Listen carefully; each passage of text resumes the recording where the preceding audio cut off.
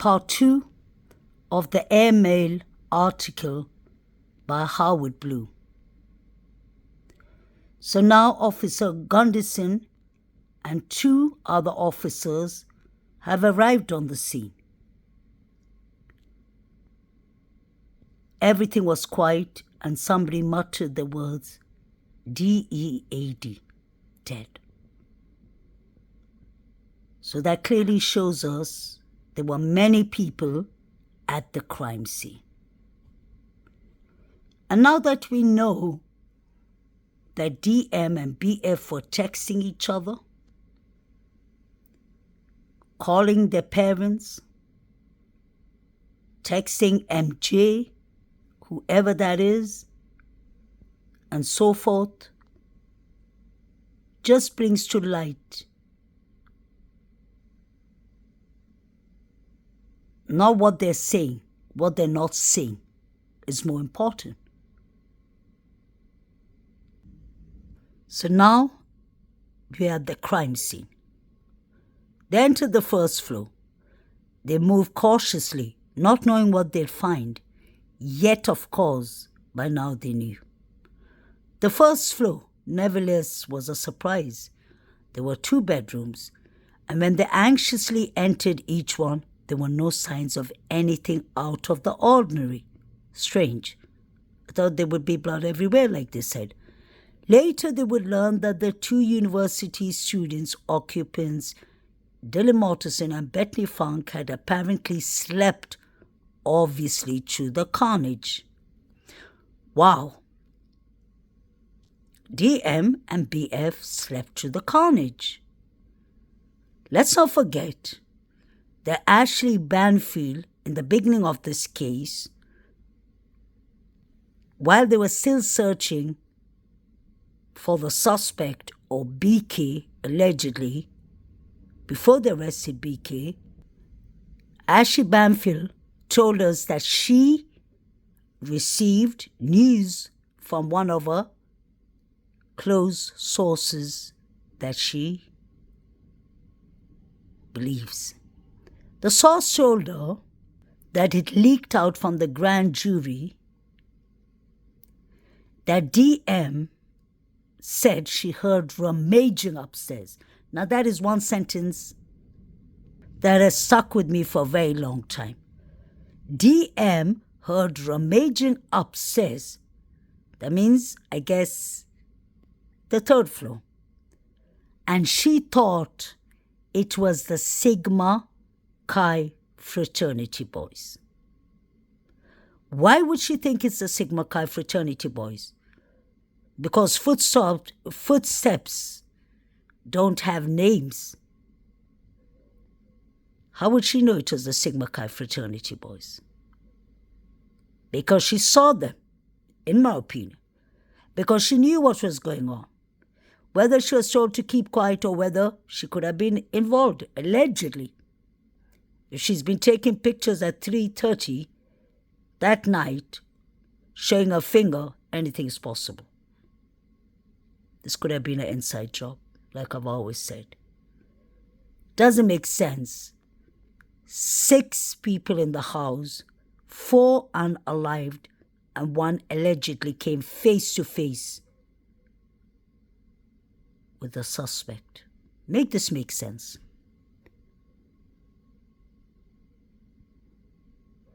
Later, they would learn that the 2 university students, occupants, Dylan Mortensen and Bethany Funk, had apparently slept, obviously, throughout the carnage. It was an explanation that made no sense, and it still doesn't make sense. 8 hours later. Unless one's life's being informed by the experience of being college students who curled up in a bed after a long night. However, as the staggering day wore on, Mortensen would reveal more about what happened that night. She told the authorities she had heard crying, opened the bedroom door, and saw a man in black clothes and mask walking past her. Frozen shock. She stood immobile as he headed towards a sliding glass door at the back of the house, and then inexplicably she returned to her room and locked her door until the morning. How conveniently, DM. DM, what actually happened? What happened? Did you see a man with black clothing? Because, according to what Saeed was watching, there was a man with a white mask.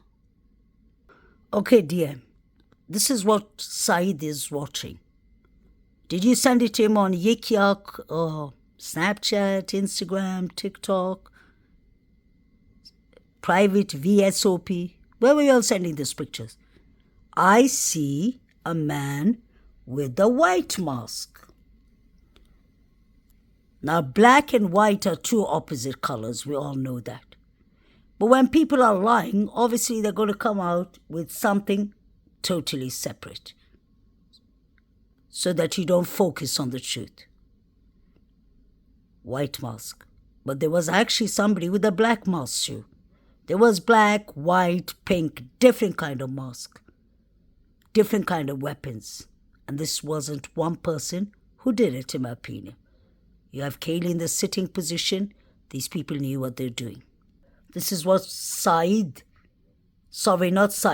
Jovito was watching, and the people at the grub truck. Although it's blurry, I see more than one people. There's more than one person there. There's at least 3-4 people there. Today I want to talk a bit about Quinn Kelly. Where were you, Quinn Kelly? Where was Quinn Kelly that night? He says allegedly that he's never been in Idaho, Moscow. But people in the college said, it leaked out, that he was there that night. Quinn Kelly and DM took pictures and put it on private, on anonymous.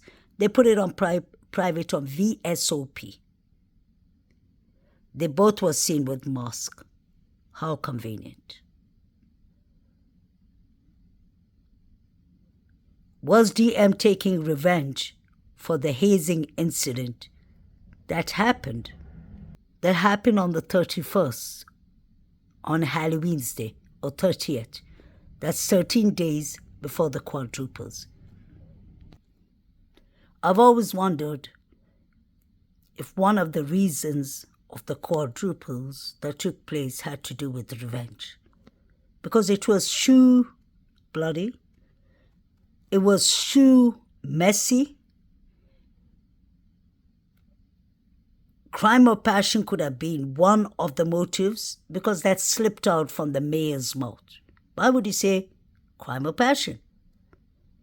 When I hear crime of passion, automatically Jack D and Jack Showalter come in mind for different reasons. But revenge, I can really believe DM had some beef to settle. As a CBT therapist, I look at usually what was happening before the crimes happened. The closest incident that happened was this one. Now picture Maddie, may she rest in peace, put DM up on TikTok. This was an episode of Hazing. You can see Zana has a phone. I think she's the one recording. May she rest in peace.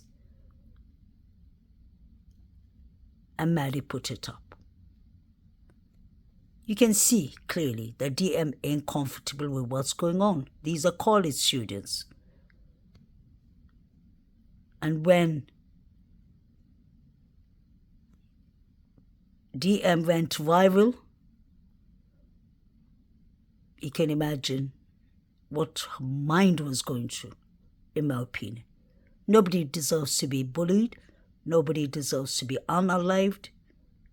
That's the reason I'm looking closer into this. Could this have been the results? A quadruple. Because don't forget, DM said she ran to BF's room.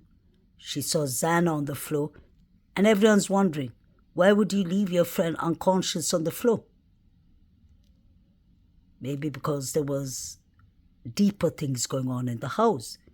I've always asked this question: what was the relationship between these 6 people living in the house is important. DM and Quinn Kelly wore a mask. I want to know who this person with the black mask and green jacket is. Because at 3:30, there was a picture that went viral.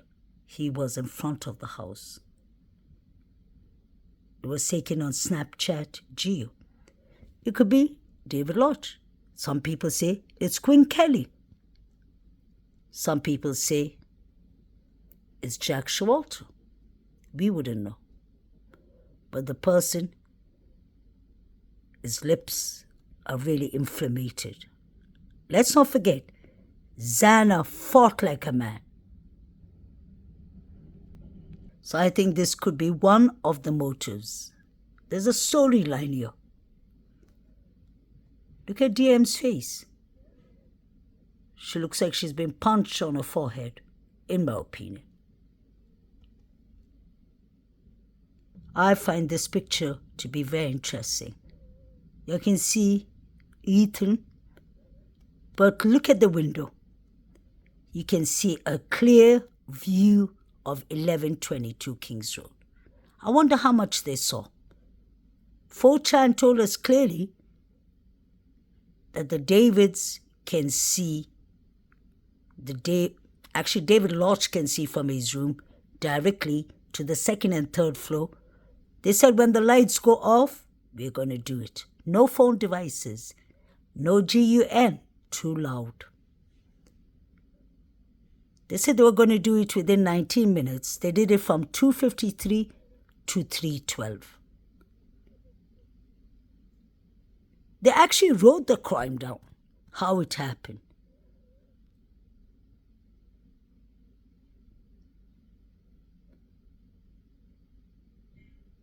What was the relationships between these 4? These 6? How come DM and BF did not even attend the memorial of their 4 friends, allegedly? They sent the pastor to talk for them. DM, you invited Kaylee as your +1. Why, is my question. Why? DM, were you that mad at Xana and Maddie for what happened in Halloween? Was there a mean girl scenario going on in this college? What happened to Hannah Clee? What happened to Hudson Lindo? And what happened to the 4 victims? We have 6 people unalived in a period of 6 to 7 months. 2 were ruled out to be as an accident, Hudson Lindo, which is impossible. He went to the same frat as Showalter, Delta Tau Delt. Why was that young man, 19-year-old boy, found frozen in Paradise Creek? There was no paradise there. What happened to this young man? How far has this bullying gone? We've seen what happened after the quadruples. Tim Reed is a good example of how the vandals came and vandalized the young man. Enough is enough. There's no accidents here. These are all consequences of things that were happening. Maddie put this up on her TikTok. Look at the date, 30th October 2022, Halloween's Day. If you look closely at Dylan, she's gagged. She's tied up. Nobody should be bullied. Use this if you're gay, Jaden. I think they're talking about Jaden Smith. Will Smith is son, since he wears dresses. That's the only thing my research leads me to. How far was this bullying going? And did it have a tragic consequences at the end? Just a question. I'm sure DM did not want to be on Maddie's TikTok, exposed like that. Why was DM calling her dad? Let's think about that. Where was Quinn Kelly?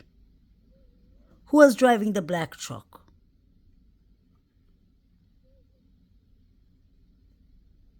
There's no other explanation of not calling 911 for 8 hours, or should we say 9 hours, if you go to the previous timeline, 3 to 4, which I believe is more right. Everything happened before 3:30. What was up with the Venmos, Jack K? $6. Were you betting? I hate to say that. What were they doing with these Venmos? Why exactly $6 at 3:30? Was this all a fake relationship? What was going on? I think these pictures are from the night before, when Kaylee was supposed to be DM is +1. I won't be surprised if the pre-planning of the quadruples started after Halloween, 2 weeks before the quadruples. She looks like she's in pain. Poor thing. I personally love analyzing and studying pictures. Pictures tell you more than words at times, in my opinion. She's gagged. They gagged her up. They were hazing her. What if DM called Daddy? And we've heard her daddy. We've heard her dad. He said, anyone comes for my daughters, you better watch out. He did actually give a threat. Every dad and mom would want to protect their child no matter what. But the question is, how far did it go? So these were the Venmos they were sending each other, the roommates, in October. There was obviously some rugs going on, but I personally do not believe that these were cartels or outside people or the parents. That's one reason I never talk about it. Every human being has had their mistakes in life. I feel sorry for Xana's mother, Maddie's father, Maddie's stepmother, but I don't see that whatever they were going through had to do with this. This had to do with the frats. This had to do with the sororities. This had to do with the revenge. This had to do with beefs that were brewing inside the college. Because all you need to do is pay attention to what was happening from 2:53 right up to 3:30. Pay attention to the surviving roommates. I've always said that from the beginning, before the 911 call came out. DM heard rummaging upstairs.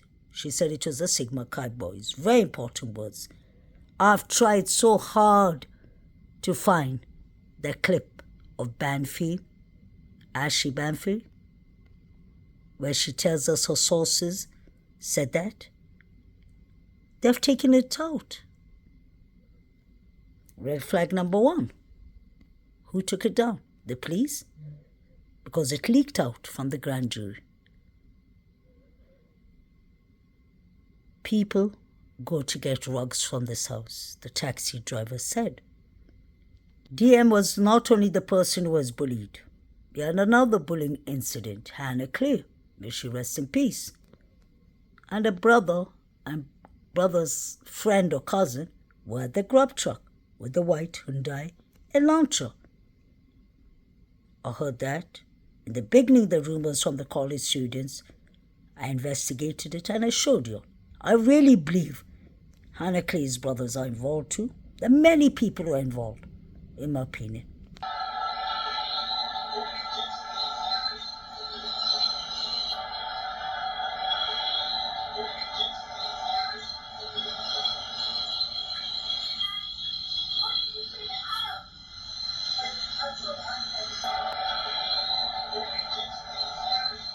"We are going to get you for this, Maddie." That is exactly what Showalter said. Why were they going to get Maddie? For Hannah Clear, allegedly? Or for bullying DM, allegedly? Why were you going to get Maddie? Why did you pass that threat, Showalter? Right after he says, "We're going to get you for that, Maddie," Kaylee says, "Maddie, what did you tell Adam?" And Maddie said, "I told Adam like everything." So Adam, what did Maddie tell you? And who did you tell it to? Who did you give the information to? I hope you see Adam on the stand. So where was Quinn Kelly that night? Was he investigated? Where was DM's father that night? Just a question. Boise, Idaho. Interesting. VSCO is really important. That is where DM was a busy bee on. She was deleting pictures. Where was BF and DM before 1 a.m.? They came home at 1 a.m. Were they at home, letting Quinn Kelly in, preparing the scene, allegedly? Just asking. This is all my thoughts and speculations, so don't come for me, guys. Let's not forget, Chief Fry said in the beginning to ABC News, when the ABC News reporter said, "Are you trying to tell me that the surviving roommates are witnesses and they didn't call the police?" He said, "I never said they were witnesses. I said they were just there." That is the time I knew something's not right with the surviving roommates. When your own chief is disowning y'all, something is not right. This is just my opinions and my thoughts. Please like, share, and subscribe. May the correct justice be served. Sometimes I have to go into things like this bullying incident, which I really do not want to talk about. But it is important. Remember, we can't leave one stone unturned to get to the correct truth.